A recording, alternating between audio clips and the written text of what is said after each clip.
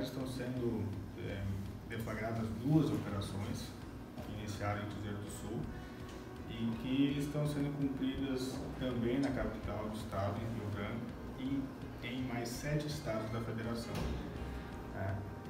Nessa operação policial estão envolvidos mais 100 policiais somente para a deflagração, fora os policiais que participaram intensivamente na investigação, que durou aproximadamente um ano. E toda essa ação policial só é possível e está acontecendo em razão do apoio do nosso superintendente da Polícia Federal no Acre, o Torelli. Não tem medido esforço, na verdade, para que todos os policiais possam desempenhar sua função e descobrir e, de certa maneira, repreender a corrupção, eventuais desvios, bem como o combate ao tráfico de drogas, eventual criminalidade, porque é uma das nossas funções. Trata-se de investigação complexa, que envolve desvio de recurso público. Vale frisar inicialmente que o desvio de recurso público parte de uma premissa, de uma diretriz do órgão central, diretriz essa, né, que conta com o apoio do nosso superintendente, o qual o Dr. Fabrício citou anteriormente, né, vem nos dando todo o apoio necessário para que essa diretriz seja levada adiante, né, de forma efetiva, né, tendo em vista que a corrupção, né, assim como o tráfico de drogas e outros crimes, também mata, e a gente vê muito aí essa mazela social. E em relação à investigação em si, em 12 meses a gente conseguiu reunir elementos, né, de provas que nos possibilitou representar por diversas medidas cautelares. Em relação aos desvios perpetrados em razão dos repasses feitos pela Prefeitura à Fundação FCCV, verificou-se que, em tese, existia ali um grupo criminoso voltado preponderantemente, né, para a emissão de notas fictícias, em sua maioria de consultorias que não eram prestadas, né, e com isso o grupo criminoso se utilizava desses valores para se enriquecer ilicitamente. Vale ressaltar que muitas das vezes esses valores desviados também voltavam para a esfera do agente público, né, o qual, em sua maioria, possibilitou que essas contratações fossem viáveis por parte da Fundação.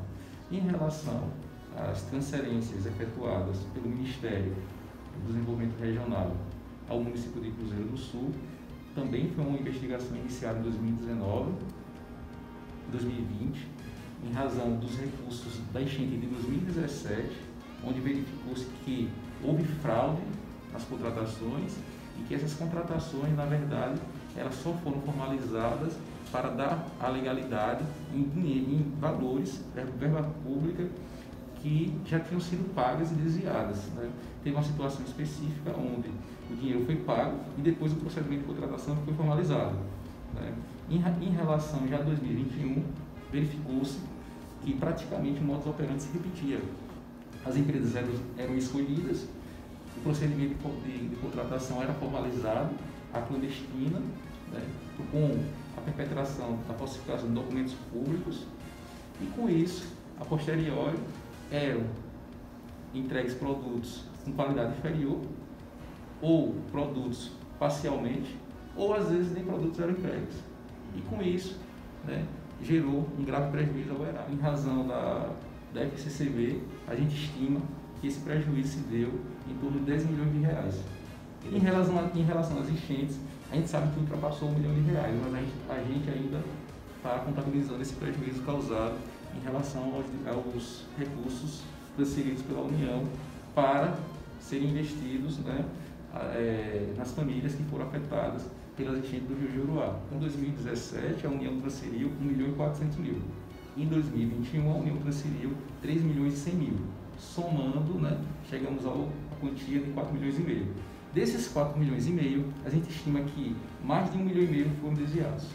Mas, né, são valores ainda preliminares e as apurações continuam para a gente quantificar o prejuízo e tentar resgatar em favor da União todos esses valores. A doutora Carol ela adentrou na investigação, né? Ela vem também praticando atos de investigação, os quais também possibilitaram descobrir alguns modus operandi também do grupo criminoso, tendo em vista que a gente tem aí corrupção, lavagem de dinheiro, fraude em licitação, peculato, corrupção passiva.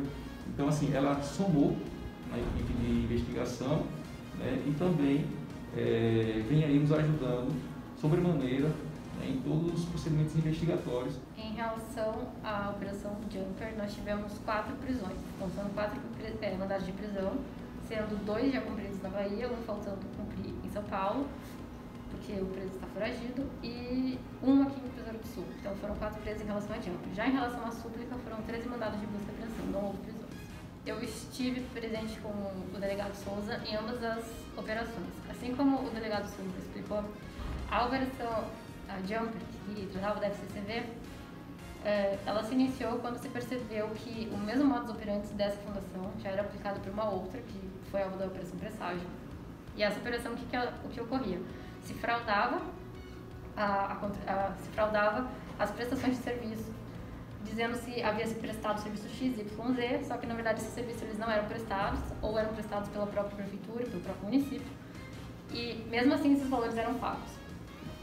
E dessa forma, os agentes cooptados, os servidores, eles desviavam os recursos. Então, por conta desse mecanismo, verificou-se que se tratava de uma verdadeira organização criminosa, por haver toda uma estrutura, toda uma hierarquia dentro do próprio grupo para a prática desses crimes, né? Que seja o peculato, seja a corrupção, entre outros. Em relação a ambas as operações, houve apreensão de bens.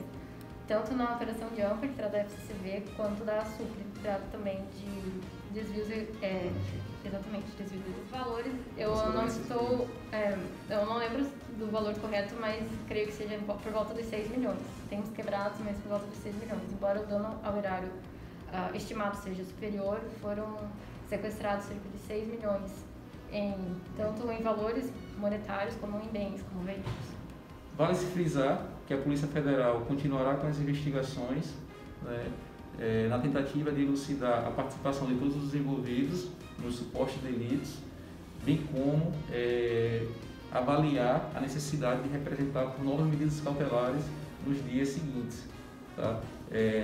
Como o Dr. Fabrício falou e a doutora Ana, a ação ocorre em 8 estados, então o volume de informação, o volume de documentos que é arrecadado nesse momento é muito grande, e a Polícia Federal no Acre, né, tem uma estrutura muito boa, principalmente no que diz respeito à parte de perícia e à parte de análise, e iremos analisar de forma efetiva e no curto período de tempo todo esse material, a tentativa de dar uma resposta à sociedade daquilo que se espera da Polícia Federal.